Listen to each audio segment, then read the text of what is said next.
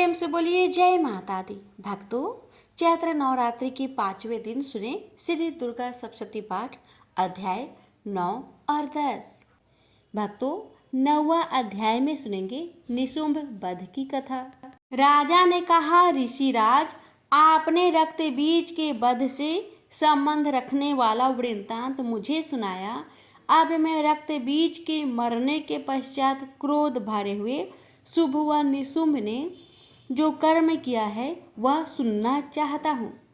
महर्षि मेधा ने कहा, रक्त बीज के मारे जाने पर शुंभ और निशुंभ को बहुत क्रोध आया और अपनी बहुत बड़ी सेना को इस प्रकार सर्वनाश होते देखकर निशुंभ देवी पर आक्रमण करने के लिए दौड़ा।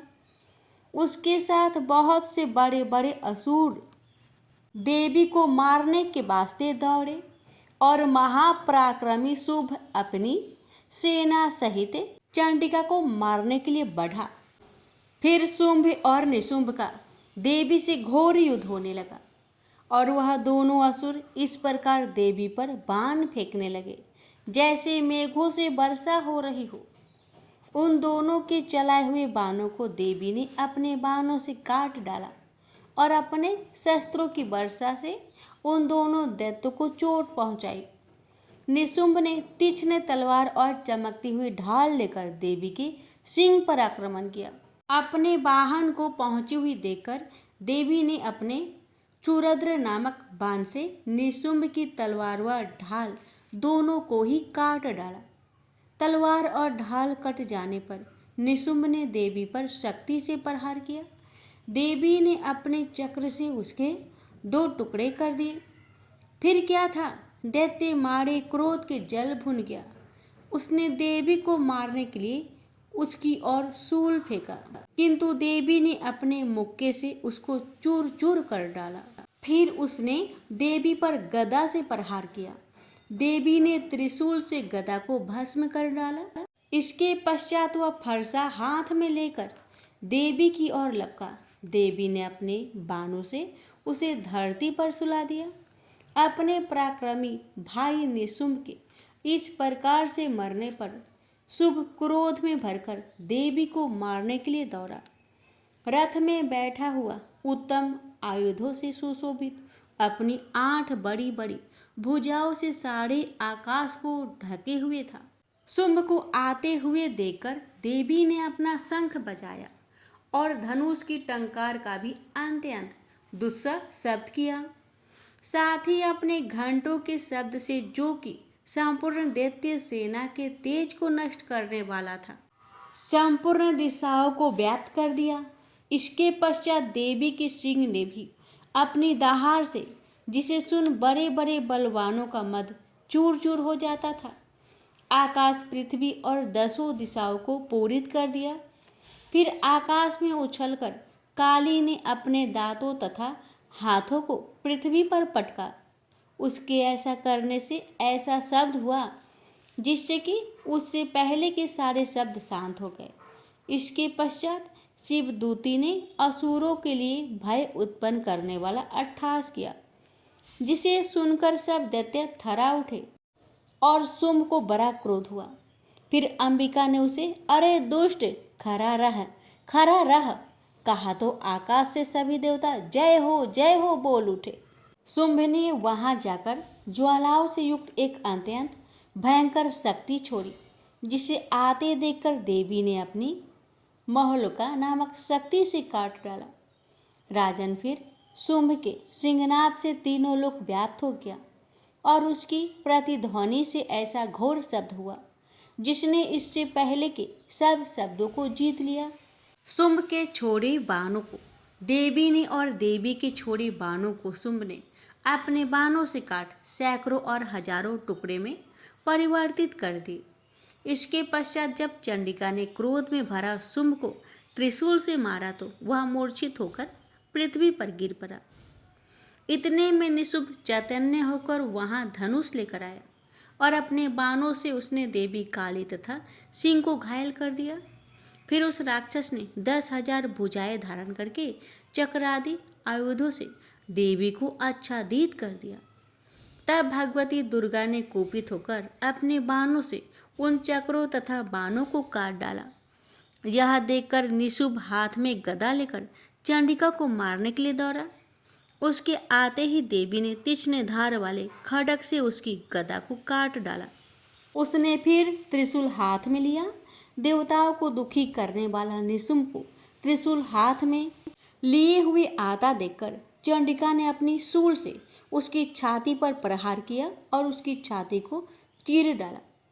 शूल विदीर्ण हो जाने पर उसकी छाती में से एक उस जैसा ही पराक्रमी दैत्य ठहर जा कहता हुआ निकला। उसको देखकर देवी ने बड़े जोर से ठहाका लगाया। अभी वह निकलने भी न पाया था कि उसका सिर अपनी तलवार से काट डाला। सिर कटने के साथ ही वह पृथ्वी पर गिर पड़ा। तदंतर सिंह दहाड़ दहाड़ कर असुरों को भक्षण करने लगा और काली शिव दूती भी राक्षसों का रक्त पीने लगी। कौमारी की शक्ति से कितने ही महादैत्य नष्ट हो गए। ब्राह्मणी के कमंडल के जल से कितने ही असुर तेजोहत हो गए। कई दैत्य माहेश्वरी के त्रिशूल से विदीर्ण होकर पृथ्वी पर गिर पड़े और कई बारही के प्रहार से छिन्न भिन्न होकर धराशायी हो गए। वैष्णवी ने भी अपने चक्र से बड़े बड़े महापराक्रमियों का कचुम्बर निकालकर उन्हें यमलोक भेज दिया और ऐन्द्री के वज्र से कितने ही महाबली राक्षस दो टुकड़े हो गए। कई दैत्य मारे गए, कई भाग गए। कितने ही काली शिव दूती और सिंह ने भक्षण कर दिए। प्रेम से बोलिए जय माता। श्री दुर्गा सप्तशती पाठ 10वां अध्याय शुंभ वध की कथा। ऋषि कहते हैं, हे राजा, अपने प्राणों के समान प्यारे भाई निशुंभ को मारा गया देख तथा सारी सेना का संहार होता जान शुंभ ने कुपित होकर कहा, दुष्ट दुर्गे, तू बल के अभिमान में आकर झूठ मूठ का घमंड न दिखा। तू बड़ी मानिनी बनी हुई है, किंतु दूसरी स्त्री के बल का सहारा लेकर लड़ती है। देवी बोली, ओ दुष्ट, मैं अकेली ही हूँ। इस संसार में मेरे सिवा दूसरी कौन है? देख, ये मेरी ही विभूतियाँ हैं, अतः मुझ में ही प्रवेश कर रही हैं। तदंतर ब्राह्मणी आदि समस्त देवियां अंबिका देवी के शरीर में लीन हो गई। देवी बोली, मैं अपनी ऐश्वर्य शक्ति से अनेक रूपों में यहाँ उपस्थित हुई थी। उन सब रूपों को मैंने समेट लिया। अब अकेली ही युद्ध में खड़ी हूँ, तू भी स्थिर हो जाओ। ऋषि कहते हैं, तदंतर देवी और शुंभ दोनों में सब देवताओं तथा दानवों के देखते देखते भयंकर युद्ध छिड़ गया। बाणों की वर्षा तथा तीखे शस्त्रों एवं दारुण अस्त्रों के प्रहार के कारण उन दोनों का युद्ध सब लोगों के लिए बड़ा भयानक प्रतीत हुआ।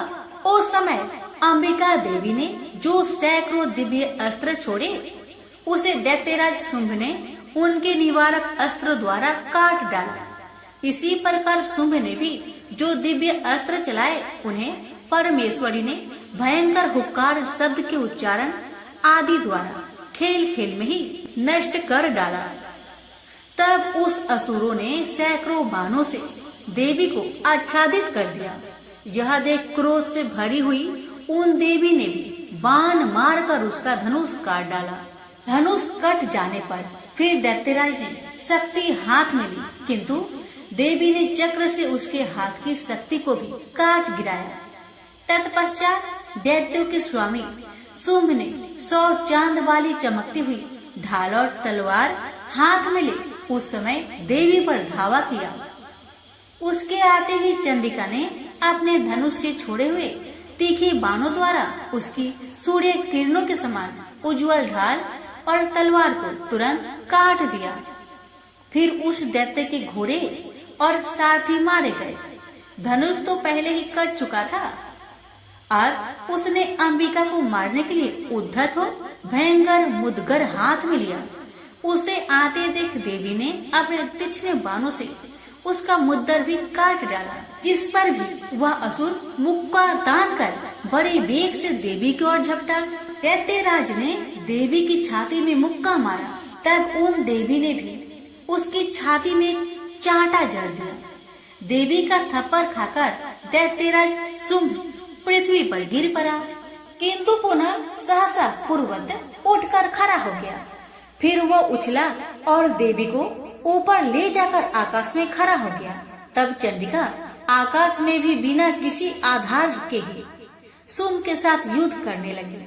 उस समय दैत्य और चंडिका आकाश में एक दूसरे से लड़ने लगे। उनका वह युद्ध सिद्ध और मुनियों को विस्मय में डालने वाला हुआ। फिर अंबिका ने शुंभ के साथ बहुत देर तक युद्ध करने के पश्चात उसे उठाकर घुमाया और पृथ्वी पर पटक दिया। पटके जाने पर पृथ्वी पर आने के बाद वह दुष्ट आत्मा दैत्य पुनः चंडिका का वध करने के लिए उनकी ओर बड़े वेग से दौड़ा।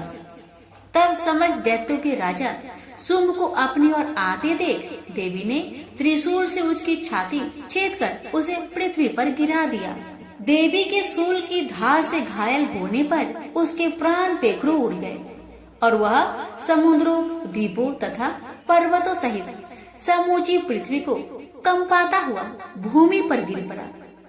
उस दुरात्मा के मारे जाने पर संपूर्ण जगत प्रसन्न एवं पूर्ण स्वस्थ हो गया तथा आकाश स्वच्छ दिखाई देने लगा।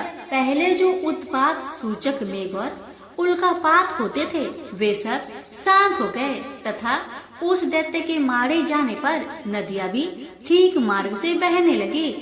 उस समय शुंभ की मृत्यु के बाद संपूर्ण देवताओं का हृदय हर्ष से भर गया और गंधर्वगण मधुर गीत गाने लगे। दूसरे गंधर्व बाजे बजाने लगे और अप्सराएं नाचने लगी। पवित्र वायु बहने लगी। सूर्य की प्रभा उत्तम हो गई। अग्निशाला की बुझी हुई आग अपने आप प्रज्वलित हो उठी तथा संपूर्ण दिशाओं के भयंकर शब्द शांत हो गए। पर श्री दुर्गा सप्तशती पाठ 10वां अध्याय समाप्त हुआ। प्रेम से बोलिए देवी माता की जय।